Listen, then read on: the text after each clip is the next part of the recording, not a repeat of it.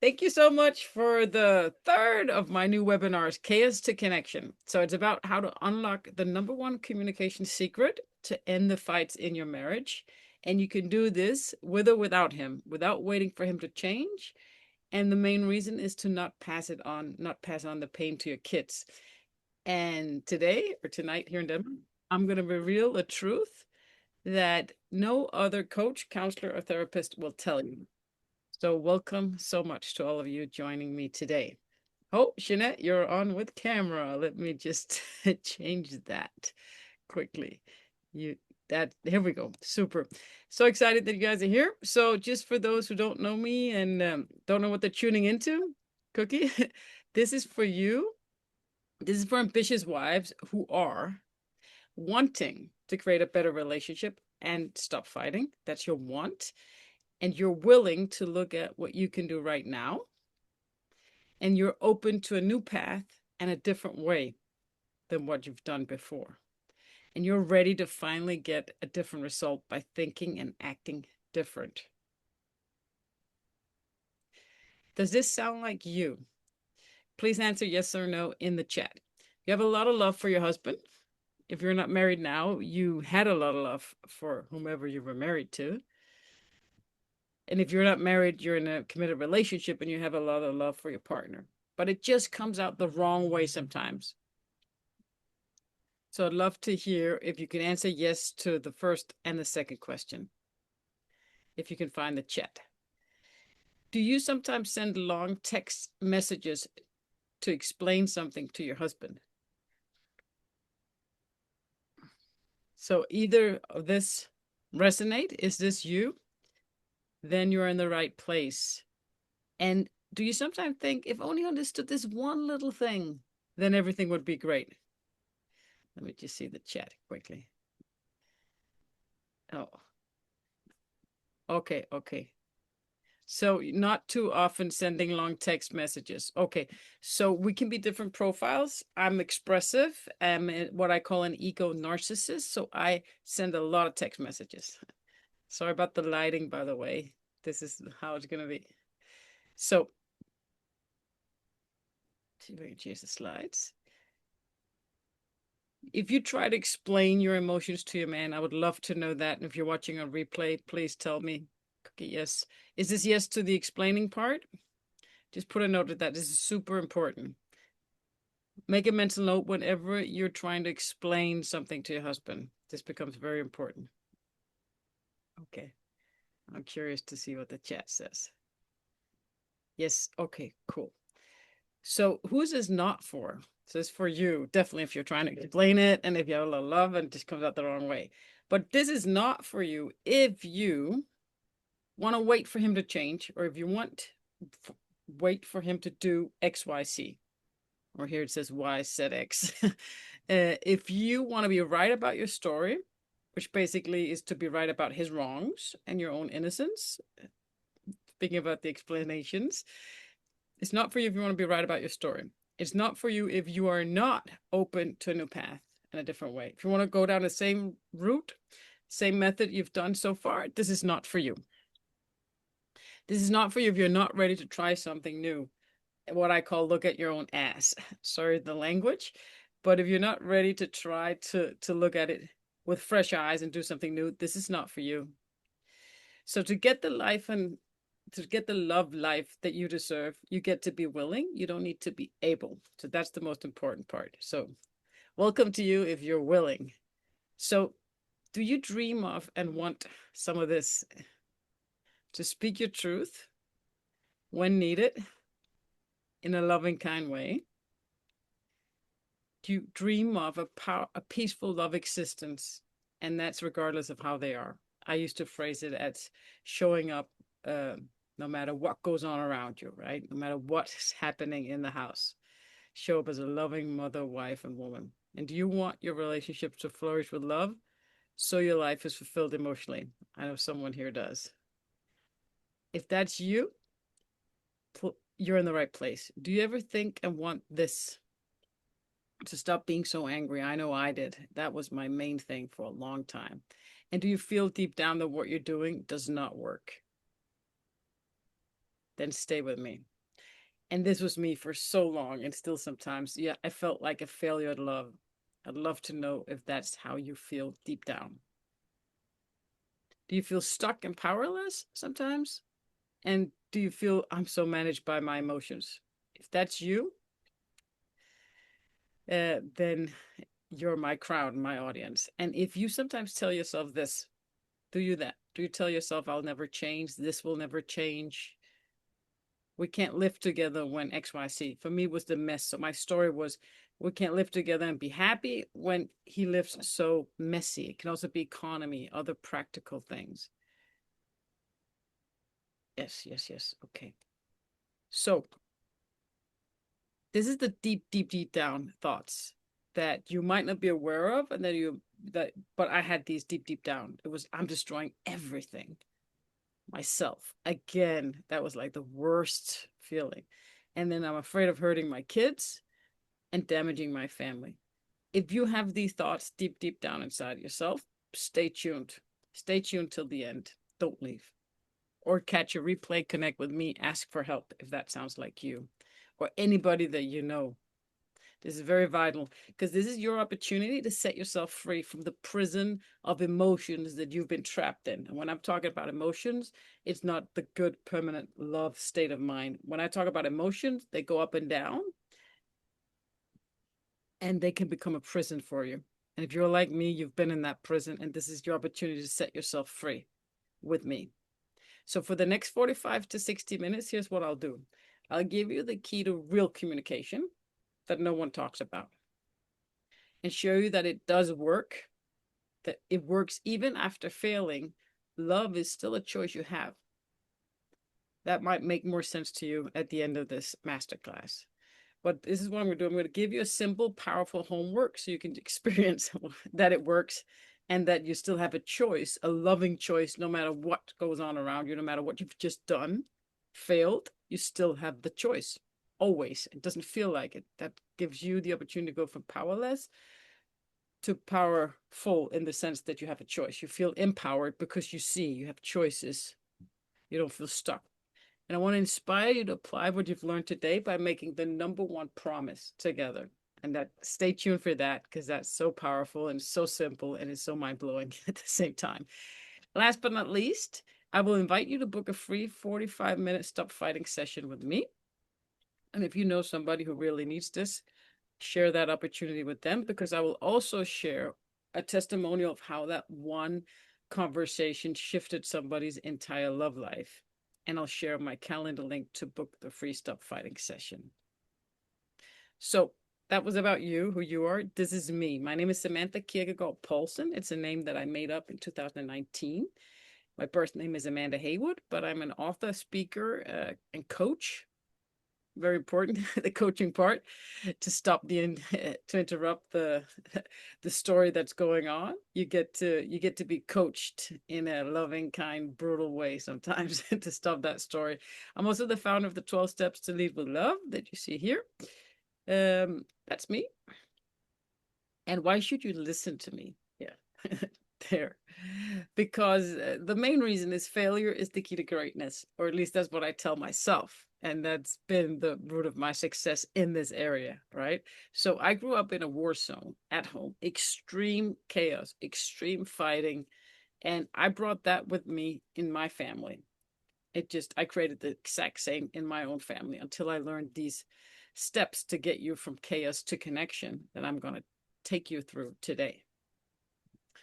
So nobody's been more stuck, I believe, more angry or more managed by emotions than me. Literally afraid of physically harming my husband and my kids with a butter knife, whatever was in my hand, like so afraid of my anger, and it felt so stuck, and I've been managed by my emotions my entire life. So that's kind of like my claim to fame. So, and I've also failed so many times, again and again and again, and had to pick myself up and really look at my mistakes while I was in them, really, really take a deep, hard look at myself. And my ass, so to speak, was so big. So I really got to see that. So if I can manage my emotions, so can you. Fingers a bit aggressive. I gotta find a more loving one. That's basically why you should listen to me. And what you're about to learn is not something you can teach or learn in coaching school. It's based on 10 years of marriage and 7 years of fighting and loving, a lot of fighting and loving. And this is basically what it looked like. I want to make love to you. That's what we're screaming when we're screaming and fighting. We're just showing up as small children who are not able to really cope with our emotions when we meet true love. Oops. So I've been where you are. I've been in the place where, yeah, the explanations, the pity parties, if you've had those, and the words that hurt like hand grenades, you say something and he misunderstands it, and you get sad that he totally misunderstands you, and like just the back and forth, if you know what I mean. You can elaborate in the chat. So here's what the journey looked like for me, like explosion of anger and then frustration and also pity parties. Like it's very extreme, but that's how it was for me. And then to peace and joy, me coming home from leadership training in the States in 2018 when I learned these tools. So this is what I'll share with you. The longest journey of your life, from frustration like that, whatever it looks like for you. If you're more introverted, it could be different, to connection. That's what it's all about, it's connection. And that's what we're going to talk about today, how to get there. And the reason we want to get to connection is to get to peaceful bliss and love. And it shouldn't be like making love and making war. Like we're really good at making love, and then you're in each other's arms after having love, sex, however you make love, and then you feel that peaceful bliss. But if it shifts back and forth, it's not real love and it's not real connection, right?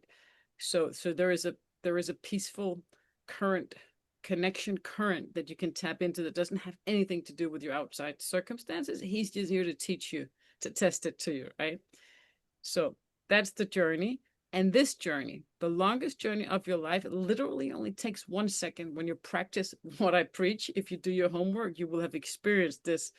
Most of my students have, that it takes 1 second. Isn't that crazy? It feels long and draining. And then you don't know how you got there, but when you do your homework, you start realizing that you got yourself there, right? So it is not by chance. So my journey started out with me asking my experts, the people on my online shows and experts all around the world, why am I so angry at my husband? How can I feel so much hate and anger towards the ones I love the most? How I love them so much. Why do I hate them so much sometimes? I couldn't understand that.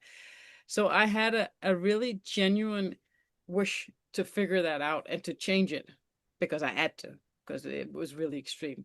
But also because I love him and our family so much. There's nothing in the world that I wanted or want more. There's nothing more important to me. And I believe that to be true for every woman who is facing this prison of emotion. There's nothing more important. And it's part of the reason why we trip up and we get it all wrong, because it's really, we're, as women, we're born to be loving, nurturing, and this is our thing. Like we can make money, but it's not as important. That's maybe a man thing, but this is our thing, right? And we feel like a failure if we're not able to do what we're born to do. So there's extra pressure, right? So this is what I did. I interviewed over 100 different experts from all around the world. It's Janet O'Neill up in the left-hand corner. She founded the Work-Life Balance in IBM, a lovely woman. Mark Goldstein, amazing, amazing. He wrote a book called Talking to Crazy. People were reading it, but they had to put a cover up front. And he's got his communication skill from being a hostage negotiator for the FBI. Amazing guy. And then Don Miguel Ruiz Jr., you might know his father, Miguel Ruiz, who wrote the Four Agreements. That's a book used by the U.S. Navy SEALs. Amazing wisdom. So many amazing people. It's Kelly Koshow. I don't know if I'm blocking the view. She is the CEO of the Ford Institute, founded by Debbie Ford, the New York Times bestseller, known for her shadow work. And the Ford Institute has helped tens of thousands of people transform their lives. Amazing work, shadow work, fulfilling and enriching so many people's lives. And Debbie Ford was interviewed by Oprah Winfrey. Interesting little fact, she died at the age 58. So did my mom. And it was actually my mother's passing away that made me transform into this and transition into this work, this more soul work of mine.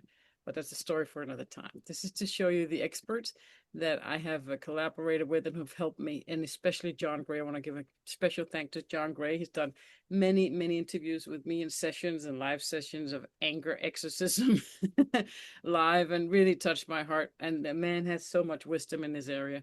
Amazing. So it's been an honor and a privilege to work with all these people and to produce my content. It started out with the online show called Make Love, Not War, when my name was still Amanda Haywood. You can see that down here somewhere. And then I made passionate about parenting later on, because that became my main focus, about anger and my kids. And then Lead with Love with Ariel Ford and John Gray here. I don't know if my picture might be blocking it. So thank you for all these people and tapping into this life mission of mine. Oops. But what really happened, I'll tell you, just show you what this has done for other people. This is the breakthroughs I've seen in others, and many, many times actually. But I love this quote. I'm 52 and I've been looking for this my whole life. It has allowed me such relief. And I hear that again and again, that this is different. I don't know why, it just is. And then this one comes up many times. I swear he's been listening to these recordings. Exclamation point, exclamation. He's been showing me in so many ways that he loves me. He tries to be cleaner. He talks so much nicer to me. And we have the most awesome talks, even about feelings. Who doesn't want that with their husband or partner, right? And still no fights to talk about emotions. I don't know if, what the fuck. Oh, sorry. But I'm just loving it while it lasts. It has given us time to have fun and see what we can have. Now we just have to make that choice daily. I just broke down and cried. It felt so good. Denise Jones was just doing my 5-day free training on Facebook. And I think this is around the homework, no blaming. So 5 days of a free Facebook online training, not even in Zoom, right? And she felt like he'd been listening in on the recordings just because she listened to me for 5 days, right? This is an example of a state of mind before booking a free online session with me. I found that letter, that email, and this was exactly what she wrote, how she felt before. I'm feeling quite desperate, anxious, and depressed. I am extremely concerned about my anger issues. I feel like it will affect the kids. So this was literally how she felt before. And this is a lot of text, so bear with me. She just says she just goes on here on the left side saying how hard it's been to have twins, right? Now they're almost 3 when she's writing, but it was really, really hard. We argued a lot. We didn't really have a lot of respect for each other. I'm scared that we'll break up, when really and truly I would like to save this for us all, especially for our boys. So I think we can all relate to that. And this is her update. And again, she's saying something similar to Denise. But first of all, I'd like to mention again, my one conversation with Samantha helped me to see things from a different perspective, helped me get out of the same rut and bad habits and patterns that weren't getting me anywhere. The constant blaming and arguing. So I took Samantha's advice and tried seeing things from his point of view. Tried to understand how he felt and try to change things around instead of confronting him, just acting with more love and understanding from my part.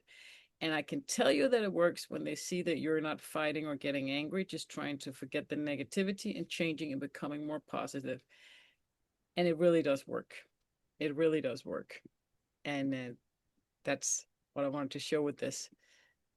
And here again, this is the funny part. And this shows that when you change, not without telling him what to do, when you start doing this work, he will change without you pointing to him and telling him what to do.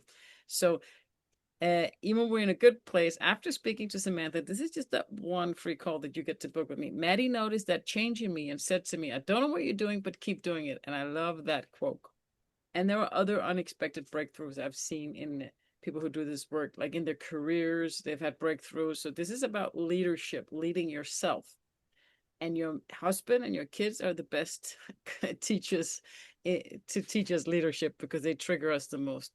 So if stay tuned and you start doing this work, you will see breakthroughs in all areas of your life. Please comment in the chat if you have any input, going too slow, going too fast, right? Here I'm gonna share with you the story of the day that I became the follower of my emotions. Instead of being managed by my emotions, I became the leader, not the follower of my emotions. And it was the day that I made the decision to never ever say or think anything negative about my husband again. And it was after a conversation with my mother on the phone when she was still alive. God bless her soul. She helped me there because the conversation was the same. It was all about how can I live like this? He just do that, da, da, da. And then I just hung up the phone. And I remember it very clearly. I hung up the phone and I made that decision that this doesn't work. This conversation with my mom and my girlfriends to vent and get it all out is just not working. I just realized that I was thinking so many negative thoughts, directly or indirectly, critical negative thoughts about my husband. And I made that promise to myself. And that's the promise I want you to make with me today. Think about this. What would your world look like if you never ever say or think a negative thing about your husband again? Of course, you're going to fail, but if you recommit to it, you're gonna change course. The direction and the course of your life is going to change. So apart from that promise that I want you to swear an oath with me and make it a little prayer, maybe this is what you'll learn today. As I promised, it's the secret to communication. And then also why you must stop explaining and start leading instead. And you will learn a powerful mindset shift that changes everything. And of course, the roadmap, the exact roadmap, the 4 steps to go from chaos to connection. So this is my 3rd time doing this webinar after quite a big break. So let me know in the chat. Please come with input. And if you're watching on replay, also let me know. Any input is very, very welcoming. And this is what you'll get from today's lessons, today's masterclass. There we go. This is what you get. You will be able to, maybe you won't be able to. I should have corrected that, but you'll have the key and you have the understanding and you'll know what to do in order to manage your emotions. You will have the recipe to manage your emotions and to stay grounded no matter what goes on around you when you practice it. This is the method that you're going to learn, and you're going to experience it in your own life and your own body when you do the homework. When you do the leadership of yourself and you take the coaching, you take the homework and the conversation, or you just start applying it, you will get a sniff of that you can stay grounded no matter what goes on around you and how it feels to show up as the loving mother, wife, and woman that you are. But it also takes help and encouragement because we feel so stuck because we want it so much. If that's how you feel, that was what I felt. So I want to ask you this really important question, because good questions, those are the keys to setting yourself free of that prison. So think about this. What if the way to get what you want is the exact opposite of what your brain is telling you and what you have been doing? Take a second to think about that. If you have a notepad, write down AO, AO, AO. Stands for always opposite. I have 45 minutes training on that where we sing AO, AO. That's a really, really powerful reminder. It's a whole lecture in itself. So opposite. So think about it for a second. What if it's just the opposite? Whatever you do, do the opposite. Just the opposite, like the exact opposite of your logic and what your brain is telling you. The exact, if your brain is telling you, tell him to do this and that, don't tell him to do this and that. You do the opposite. And what if you didn't have to wait for your husband to do anything different? Like they said, it sounds like he's been listening in. I'm going to check out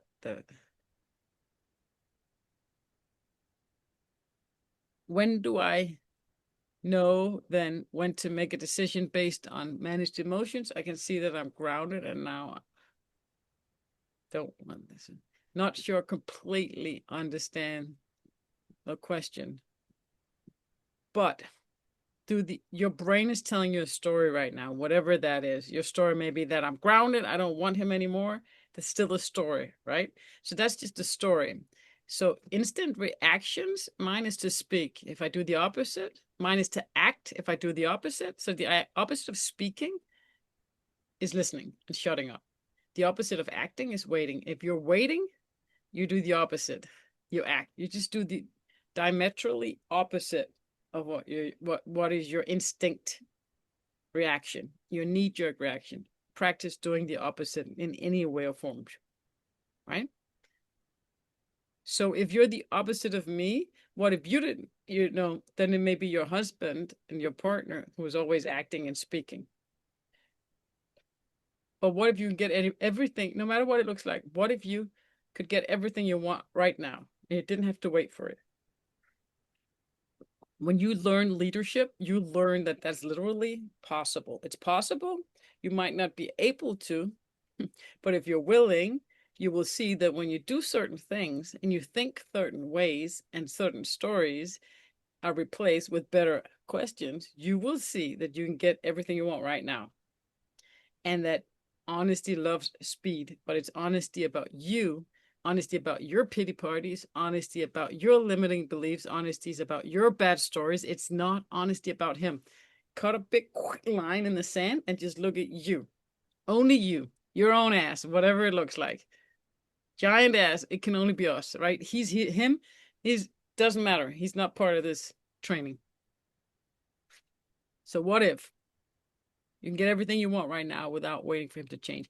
And here's what I want you to imagine too, which is really true. What if there is a valuable gift of learning in everything that triggers the beep out of you about your husband? What if every trigger was a gold mine? How rich would you be? This is me today. So there's really, really a lot of value and a lot of gold in the gift that God gave you with that crazy, crazy, impossible situation that you may be in and you find yourself in. I know it feels impossible. I know it feels empowering, not enriching. I know it feels like beep, but there is gold in it. Okay, so I can see that I didn't really tell you the whole story. I interviewed all the experts and it was great. And they helped to put me on stage and they collaborated and they endorsed me and I got an audience, but I wasn't able to follow their advice in my own marriage. It just made everything worse. So it kind of made me feel a little sad to do it, but I loved connecting with them and showing myself to the world and talking. And that was amazing to tap into my life's mission. That really helped grow the love inside of me. But it didn't apply. So I made my own 12 steps to lead with love, called First to Make Love Not War. Those are the 12 steps that I found, because what they taught didn't help in my marriage, because he didn't want to do couples night or date. All the normal stuff didn't work. All the tactical, the I feel statements, when you got anger like that, you can't, I feel it doesn't work. And I'll get into that because it's not what you communicate, right? When you have anger management, maybe addiction issues the way that I had and destructive behavioral patterns, those marriage counseling general advice just doesn't work, right? So anyways, this is the roadmap to getting from chaos to connection. So you start out, acknowledgement is always step number one, just like AA. Speaking of addictive behaviors and 12 steps, my 12 steps have nothing to do with AA's 12 steps. But the first step, if you know anything about Alcoholics Anonymous or the other 12-step programs, overeaters, gamblers, so forth, the first step is to acknowledge that you have a problem and that you need help. So I had to acknowledge that my marriage was dysfunctional. I had to acknowledge that it wasn't working, going from love to war. I'm just gonna mute. Okay, I hope this is still relevant for everybody. You can still answer in the chat. Cookie, I'm just gonna mute you, but you're actually very welcome to unmute and talk if you'd like to participate. Otherwise, just do it in the chat. So that's the first part, is saying, okay, this is not working. I need help. And then these are the questions that when you coach with me, we talk about over and over again. This is how you guide yourself. You think about, what do I really want? Think about it as much as possible throughout the day. And really go deep within this. What do I want? I want a peaceful love relationship. I want, be able to communicate better with my husband. And when he shuts down or I get angry, why is it important? When you dig into those two things, you set the course, and then we and then we forget, right? We focus on other stuff. But what do I want is the main manager of your direction. That question is the main course correcting question that you get to ask yourself. But in day-to-day life, we don't really ask that question that often. So here's what I'm going to teach you and show you. is how to manage your emotions so that you can get what you really want. Because you want a peaceful love relationship, you want a happy life, happy husband, happy kid. You want to say something and then it resonates and they smile. You don't want to say something and they shut down and you can see that you've gotten the opposite, right? You want to have that effect. And the way to do that is to manage your emotions. But how the beep do we manage our emotions? That's easier said than done. You manage your emotions by managing your mind. That's the thing you can manage. Your emotions are your emotions, they're going to come. Can't manage them. You can somehow manage your mind to the extent that you can choose to react to your emotions by not crying. For example, I had a lot of pity parties, all me, me, me. But if I manage my mind, I can stop myself from crying. And I can also manage my mind before I get super triggered with the story I choose to tell myself, like, why doesn't he remove the beer bottles? That's a story, right? I can manage my mind up to the point where my emotions come, and then I can manage my mind after the emotions. It's all about the stories we tell ourselves before or after we get triggered and we freak out, whatever way we do that. So, what do you really want? And you get to manage your mind, to manage your emotions, to be able to get that outcome, to get that response from your husband and your kids. And here's how you manage your mind. You manage it firstly by admitting your stories. I just got a story in the chat. That's a story. And I got some really good examples also on email today. So I want to read them out loud. I took a screenshot. So one story, here is a story that somebody admitted to me on email. That's a dressed up bad story, kind of like, number one, why would you do it like that? And then the person says, framed as curiosity, but really implying he's wrong. That's one way of covering up how you really blame him, right?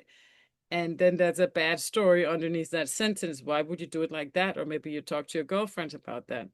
And then number two, she shared is, you never listened to me. Sounds like statement of fact, but carries an accusation that the problem is his fault. So here's a person doing their homework, admitting their bad stories, or maybe their cover-up stories for underlying messages of his wrongs, instead of focusing on our own. This is a person really doing the work because underneath she or he is not taking responsibility.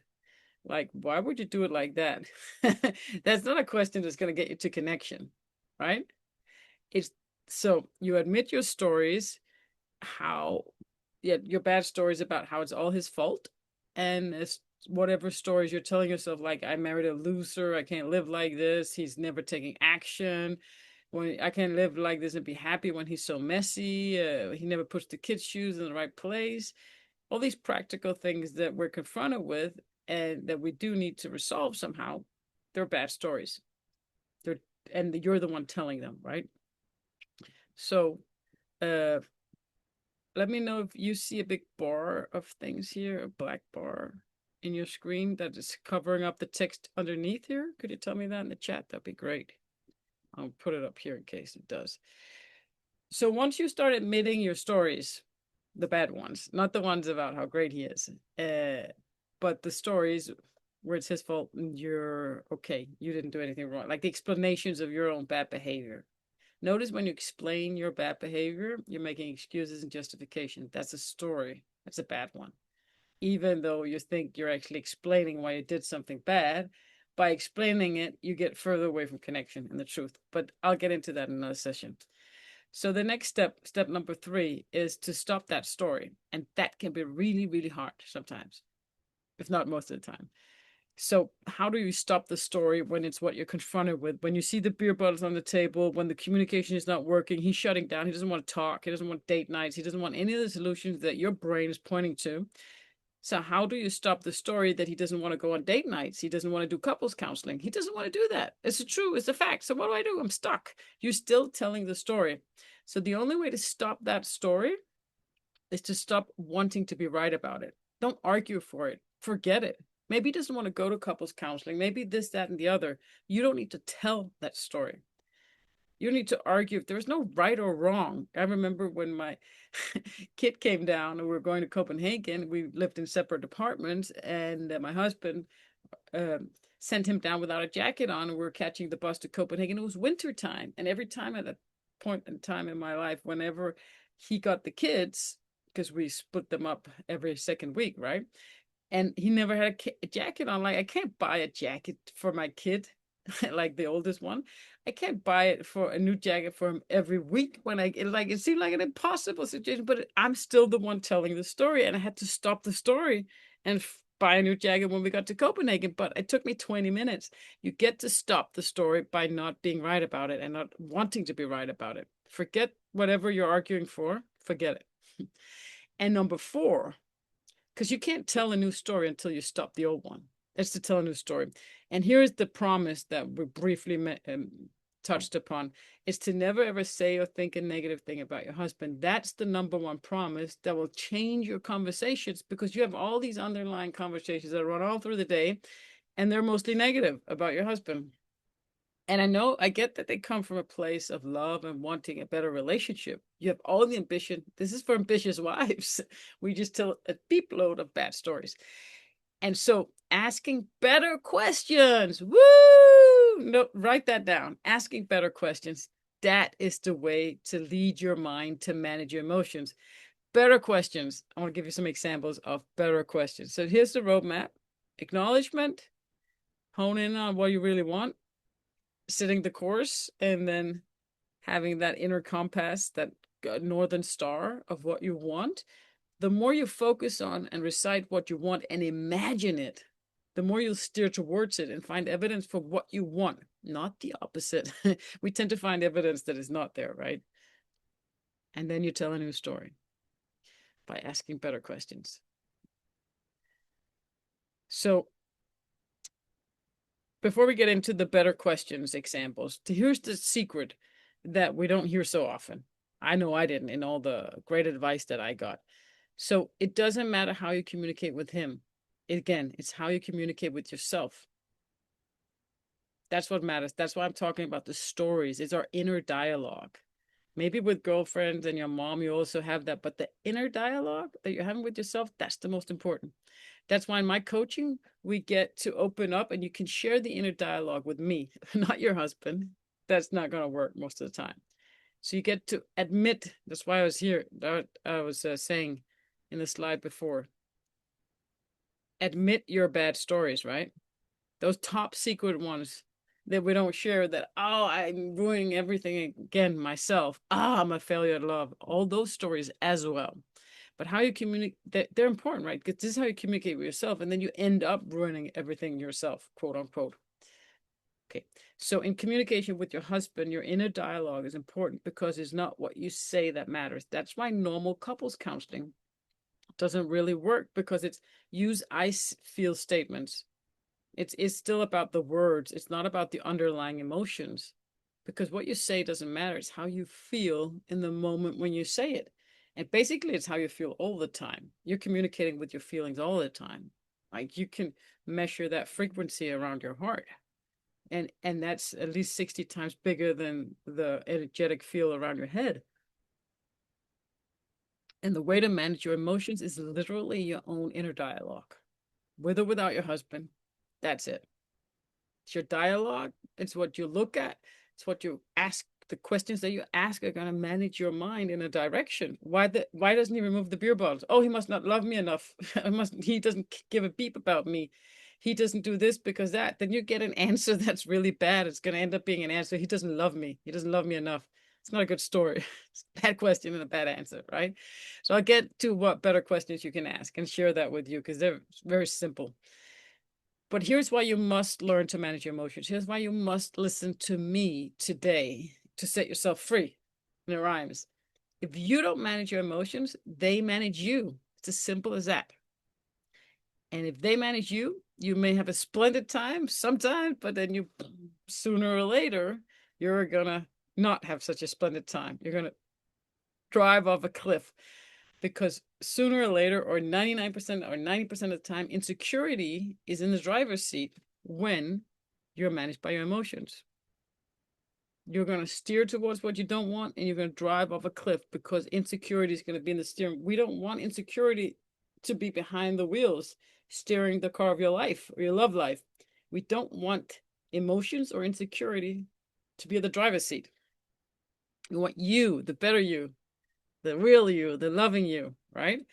So, how do we start managing our emotions? Like you saw on the roadmap, you start by managing your mind. And here are the 3 steps, the 3 overall steps to manage your mind. Number 1, don't use it. So that would be meditating, being in nature. When I dive into ice cold water, that was my angry wife shock treatment. In that, I'm rewiring my brain. Not using it is the best way. This is not what I can teach you, not to use it, other than the homework I'll give you sometimes may do that. But that's being an alpha brainwave state. That's 7.83, I think, megahertz. That's the best way to manage your mind, is simply emptying it and not using it. Very rarely do we do that, but that's the most efficient. Then number 2, which is what I'm going to talk to you about today, is changing your day-to-day stories, that inner dialogue that comes up on automatic because your brain is looking for a solution. You see a problem, you want it gone because you want to get to love and bliss. And your brain tells you a way in a direction, which is the complete bollocks, right? Don't listen to your brain unless it's really intentional and you're managing it to stop your stories, because your stories are on automatic until you stop them. Then you slowly begin to tell better ones and new ones. The life you have today is based 100% on all the stories you've told yourself. And we tell ourselves the same story over and over again. It's the same dialogue. I was just cutting my hedge out in front of my garden today. And every time I cut the hedge, I have the same story. And it's not a good story. It's about how somebody hurt me and I could do better, blah, blah, blah. It's recycled, right? There's rarely a new story. Okay, that's number 2 in how to manage your mind. Number 3 is actually what we're going to do in the long run. It's to change the underlying story. So you have a story that you made up in childhood before puberty. Something traumatic happened to you, did to all of us to various extents. It doesn't have to be big drama like sexual abuse as a kid, or molestation, or violence, or rape, or whatever happened before puberty. Something made an emotional impact on us, and we made up a story about ourselves and the world around us. Some kind of variation of, I'm not good enough, I don't deserve love, I have to work for love, people don't like me. And we made this survival mechanism. Some went to ego narcissist, aka asshole like me, and some went to supporter pleaser type thing. So we just have a story. We have a filter, a greasy filter from childhood that we see things through, right? So those are the 3 ways to manage your mind. It's managed by your underlying story from childhood. You have day-to-day stories that you can change. It takes some practice. And then you have the ability to meditate and not use your mind. And subconsciously, when you sleep and all that, that's the main. But I still haven't cracked that code. And that you get to get that from someone who's not managed by their anger. They can teach you all of that. Okay.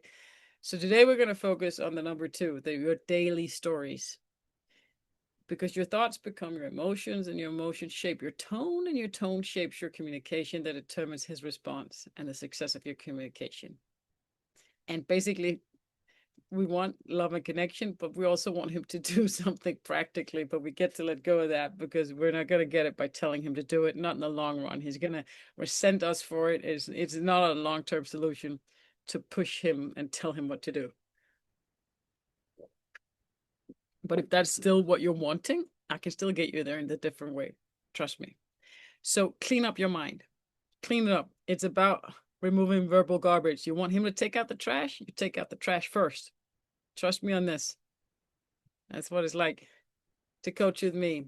I coach you, right? So if I was coaching him, I'd be the same with him, but it's you that I'm coaching. So I'm telling you what to do. It may seem hard. You're not going to get any empathy for your pity party stories or all those stories that you told. It's not that I don't love you and I don't feel an immense understanding and I want to help you. I do, but it's not helping you to agree with you. Does not help you. Okay. So how do we change our stories? First of all, you get to understand the power of your stories. Have a story about how powerful your story is. That should be your story. Okay, stories run my life. That's a good story. It's fruitful. It's about fruitfulness. And fruitfulness is about you have something inside of you, you have a peaceful, loving, powerful, and peaceful woman inside, a creator inside of you, gets to come out of you on the outside, where you have an abundance of love and joy and laughter. That's the fruitfulness, right? That's when it becomes constructive, right? So your stories. So a story, God allows me, I can do anything in my life. I can have all these things.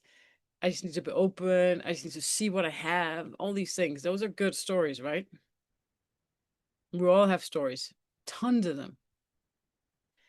And some of them we're conscious of. And those stories that we're conscious of, we stop them. That's how we change our stories. We give up being right. Being right is like peeing in your pants. It's like being angry or blaming. It feels good for a second and then it stings. And you end up, it ends up hurting, right? In the long run. So being right gives you temporary relief from some kind of underlying pain. But once you don't run away from that pain, you can actually go through it. So being right about your story, it feels good for a second, but it's not going to get you anywhere you want to go. It's kind of like an addiction. So any addiction is a bad habit, and that can give you a temporary relief. But connection, the definition of connection is something that feels terrible in the short term. Like it feels terrible to see your own ass and admit your own and it feels terrible maybe or scary to have a conversation you don't want to have, but it feels terrible or scary to admit to somebody what you're really thinking, but then it feels good in the long term. So the definition of connection is the completely opposite of the definition of addiction, which we're all run by in some extent, addiction to this, that, and the other. Addiction, social media, food, sex, drugs, whatever it is, whatever addictions is our thought patterns, right? They go on automatic. We're addicted to feeling pity parties, for example. We're addicted to feeling whatever it is, anger. Anger is an addiction. And that may be feeling good for that may maybe give you relief for some seconds, and then in the long run it hurts you. So it's the complete opposite of connection. And I know that because I've lived as an addict my most of my life, and I still have addictions that stand in the way of connection. So stop the story. You choose to tell yourself a different story. That's a choice. You may feel fake at first to tell your story, a new story that, oh, I love him. He's so good. I don't really believe it. He's a fucking. But you can choose to sell yourself a different story. Start with something that's believable to you because it is true. I mean, the sun is shining. The sky is the world is the same. It's as beautiful, as awful as we want to see it, right? And your husband is the same. He's the same guy you married or standing in front of if you're not married yet. He's the same. The only thing that goes up and down is what I call insecurity or Satan, the Christians call it. Oh, nagging like, or Sarah, the monkey, we call it in my coaching, that sits in your ear and tells you bad stories. Why the beep doesn't he remove the beer bottle? I'm doing all this. He's not doing that. I'm doing all this. And I lost somebody. I think that's the one who had to go to lunch. That's fine. Okay. So the 3 steps to manage your day-to-day stories, your mind. Awareness of your emotion is number 1. How do I feel? I feel disconnected. I feel like hurt. Awareness of the story that follows it. He shut down. I feel like he doesn't love me anymore. The love and connection is gone. I feel hurt. And I feel like my story is, why doesn't he love me anymore? That's a story that follows my emotions. So I'm glad you're still here because this is really the root of it. Oh, thank you so much, Cookie. So yes, I will send it to you. Awareness of the story that follows it. Because there are emotions and then there's a rational explanation, really quick story that follows it. And it's 2 different things. And emotions, they just hit us, right? And then there's an interpretation. There's a lie that the brain tells us that he doesn't love us. It's a lie. Your brain is lying. I have a secret for you, another secret that I took out of the slides. You've been living with a compulsive, psychopathic, maniac, compulsive liar your entire life. And that is your brain.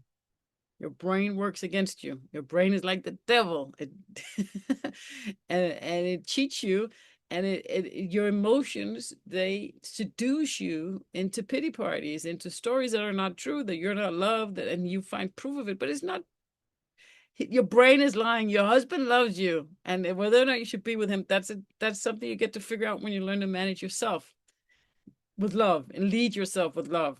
And then it doesn't, that's not a question to ask. The only reason you're asking it right now is because you want some temporary relief, quick fix. So forget about that. Ask yourself, what can I do right now without blaming, complaining, or hosting a huge pity party? Ask yourself better questions. Don't ask yourself if you should stay with him or why he's acting the way he's, then you're over on his turf, right? Awareness of the story that follows your emotions, and then changing your stories. Those are the 3 steps to manage your day-to-day stories, to manage your mind.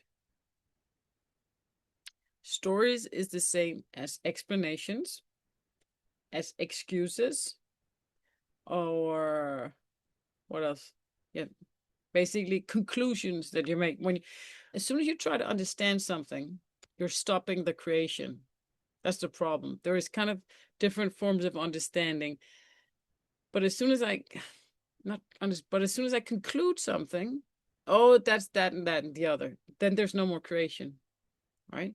So real wisdom and understanding comes from a longer journey that takes time and that's fruitful. It feels good. So your emotions are the fruits of your story. Your emotions is the fruit of your inner work.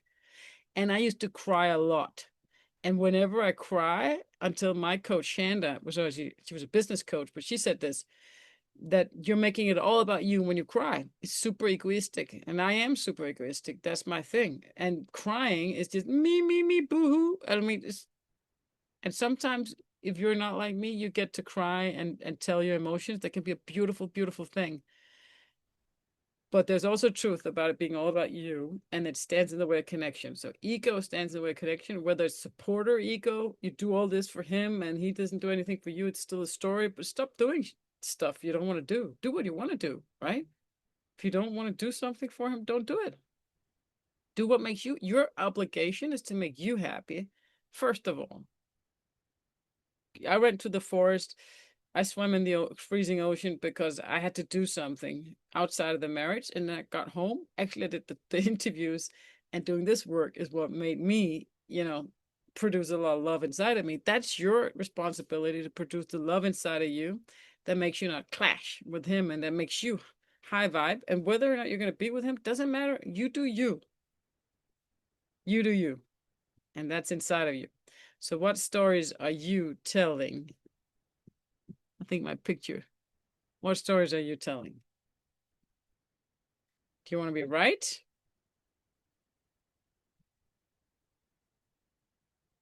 About that story, whatever it is. Got tons of good examples of stories. They're all stories. You're thinking it's reality that you're looking at, but there's stories and there's your filter. Whatever it is you're saying, do you want to be right or do you want to get to connection? That's the path, right? You want to be right or do you want to be rich? That's a good question. That's a really good question, right? It, maybe even better than what do you want and why is that important to you? So the way to connection is to give up being right about your story. Acknowledge that you are the one selling it to yourself. Nobody else. I get that there's beer bottle on the table, and trust me. And I get living with somebody who's super, super messy can be super, super impossible. It's still stories in our head. There's a heart space and our head space. We go up to our head all the time. You can feel it when somebody's in their heart.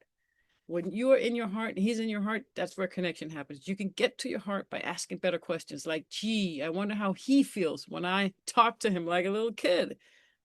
And then, wow, and it feels, ugh, but you're connecting. You're looking at your ass, your own ass, right? But you can't do that if you're still in a conversation of something that you want to be right about that doesn't get you what you want. There's behavior and there's stories that get you what you want, that get you to connection. There are good behavior and bad behavior. Good behavior is asking good questions, stop blaming other things, trust is love. It's good behavior. There's so many good behaviors that get you where you want to go, to connection. And then there's some bad behaviors that you get to stop. Pity parties, different things. So there's good behavior, there's bad behavior, and that follows good stories or bad stories, right? And it's your choice. Start with anything. Acknowledge that you're the one telling yourself that story. You're like marketing your really bad relationship. You may, whether or not you're going to be with him doesn't matter. He's not playing that role that you want to give him. You're the director. Stop making it all about him. So here's some good questions you can ask to change the mental narrative. I'd love to know in the chat if you can still see the slides, if this is not blocked out, if you can still read the slides. So what's actually going on here, you can ask yourself. And what do I want right now, truly? Because I'm still doing it with my kids. I mean, I want an outcome that I know what it feels like and looks like, that we're enjoying each other. But then we get into this conversation of something practical. But that's not what I want. I don't want my kids to work more at home. I want us to be happy, right? But it all becomes a conversation of this practical stuff. Gee, I wonder how he feels. That's the really good question that I'd love for you to ask. It's in the chat. Okay, thank you so much.